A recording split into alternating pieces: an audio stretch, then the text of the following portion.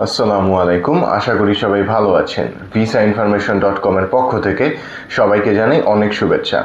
বর্তমান সময়ে আপনারা যারা কানাডার জন্য অ্যাপ্লাই করছেন তাদের একটা ব্যাপারে একটু ধারণা থাকা খুবই জরুরি, বিকজ প্রায় আমরা ক্লায়েন্টের কাছ থেকে ফোন পেয়ে একটা জিনিস সম্পর্কে কোয়েরি থাকে যে ট্যাক্স প্রোফাইলটা আসলে কানাডা ভিসার ক্ষেত্রে কতটা ইম্প্যাক্ট ফেলে, বা এই tax profile, income tax certificate, tax return, এগুলো কপিগুলো ফাইলের সাথে অ্যাটাচ করার প্রয়োজনীয়তা কতটুকু, এই বিষয়ে অনেকেই জানতে চান। সো আপনাদেরকে একটু ধারণা দেওয়ার চেষ্টা করব। যারা ফার্স্ট টাইম অ্যাপ্লাই করছেন তাদের জন্য ব্যাপারটা জানাটা খুবই জরুরি, এবং যারা প্রিভিয়াসলি অ্যাপ্লাই করে কোনো কারণে রিফিউজ হয়েছিলেন তাদের ক্ষেত্রেও এই ব্যাপারটা কিন্তু খুবই ইম্পর্ট্যান্ট একটা ব্যাপার।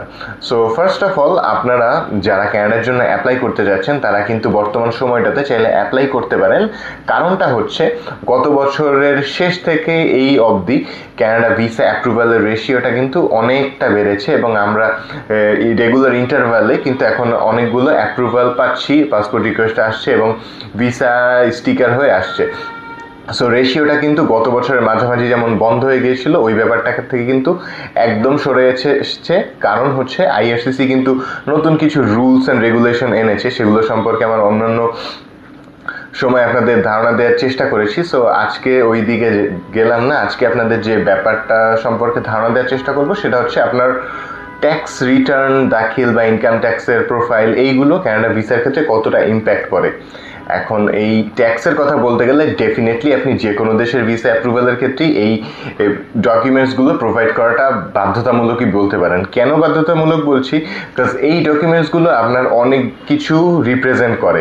একটা জিনিস হচ্ছে আপনি ফাইন্যান্সিয়াল স্ট্যাবিলিটিটা কীরকম সেটা রিপ্রেজেন্ট করছে, আপনি আপনার গভর্নমেন্টের সাথে, দেশের সাথে কিভাবে কানেক্টেড আছেন সেটা রিপ্রেজেন্ট করছে, এবং এটা হচ্ছে আপনার মেন্টালিটির সাথেও একটা কানেক্টেড, যে আপনি যে ইনকামগুলো করছেন তার জন্য তার যে ট্যাক্সটা আসছে সেই ট্যাক্সটা আপনি গভর্নমেন্টকে প্রোভাইড করছেন কিনা।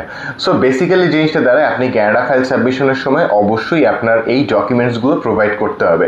এখন একটা ব্যাপার হচ্ছে আপনার ফাইন্যান্সিয়াল স্ট্যাবিলিটিটা কীভাবে প্রমাণ করে, আপনি যে ইনকাম করছেন এবং আপনি গভর্নমেন্টকে ট্যাক্স দিচ্ছেন, এটা আপনার একটা ফাইন্যান্সিয়াল স্ট্যাবিলিটি রিপ্রেজেন্ট করে।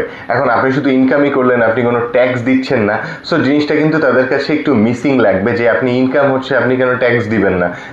সো এই ব্যাপারটা কিন্তু কনফিউজিং লাগবে তাদের ক্ষেত্রে। আপনি যদি আপনার ব্যাংকে অনেক টাকা পয়সা দেখালেন, আপনি সাফিসিয়েন্ট অ্যামাউন্ট আছে, আপনার প্রপার্টি আছে, বাট আপনি কোনো ট্যাক্সের কোনো ডকুমেন্টস প্রোভাইড করলেন না, ইনকাম ট্যাক্সের কোনো ডকুমেন্টস আপনি দিলেন না, সেক্ষেত্রে কি হবে? তারা যখন আপনার প্রোফাইলটা চেক করলো, দেখলো যে আপনার হ্যাঁ ইনকাম আছে, বাট আপনি কোনো ট্যাক্স প্রোভাইড করছেন না, সো এটা কিন্তু তাদের কাছে একটা ফল্ট হিসেবে কাউন্ট হবে এবং আপনার ভিসাটা রিফিউজ হতে পারে। দেন আরও একটা ব্যাপার, আপনার কান্ট্রি টাইসটাও কিন্তু ট্যাক্স রিপ্রেজেন্ট করে। সো আপনার যে ইনকাম হচ্ছে বা আপনার যে প্রপার্টি আছে, এটা আপনার দেশের অর্থাৎ গভর্নমেন্টের উপর কোনো ইম্প্যাক্ট আছে কিনা, কোনো প্রভাব আছে কিনা। সো এই ব্যাপারটা কিন্তু খুবই গুরুত্বপূর্ণ। সো আপনি যখন একজন রেগুলার ট্যাক্স পেয়ার হবেন তখন কিন্তু আপনার সাথে এবং গভর্নমেন্টের সাথে একটা কানেক্টিভিটি থাকবে, এবং এই জিনিসটা ওদের ভিসা অ্যাপ্রুভালের ক্ষেত্রে অনেকটা গুরুত্বপূর্ণ ভূমিকা পালন করে। অন্যান্য বিভিন্ন দেশ বা কানাডা যেটাই বলুন না কেন, সব দেশের ক্ষেত্রেই আপনার ট্যাক্স প্রোফাইলটা খুবই গুরুত্বপূর্ণ। সো এই প্রোফাইলটা কিন্তু আপনাকে অবশ্যই রেডি করে, অর্থাৎ আপনার ফাইলের সাথে একটা সেকশনে ট্যাক্সের ডকুমেন্টসগুলো প্রোভাইড করতে হবে।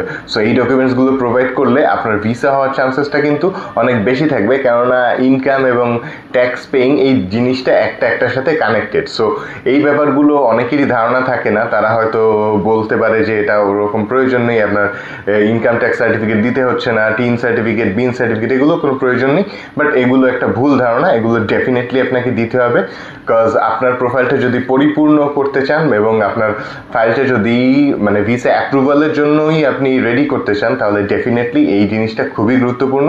সো আপনারা যারা অ্যাপ্লাই করবেন বা প্রিভিয়াসলি অ্যাপ্লাই করেছিলেন, রিঅ্যাপ্লাই করবেন কানাডার ক্ষেত্রে, সো এবার ডেফিনেটলি আপনারা হচ্ছে আপনার ট্যাক্সের প্রোফাইলটা, অর্থাৎ income tax certificate, tin certificate, প্রয়োজন হলে বিন সার্টিফিকেট, এগুলো ডেফিনেটলি আপনার প্রোফাইলের সাথে অ্যাড করে দেন সাবমিট করবেন, তাহলে আপনার ভিসা হওয়ার চান্সেসটা অনেক বেশি থাকবে, বিকজ এটা অনেকাংশে কান্ট্রি টাইজটা রিপ্রেজেন্ট করে। সো আজকের ভিডিওটি মূলত এতটুকুই।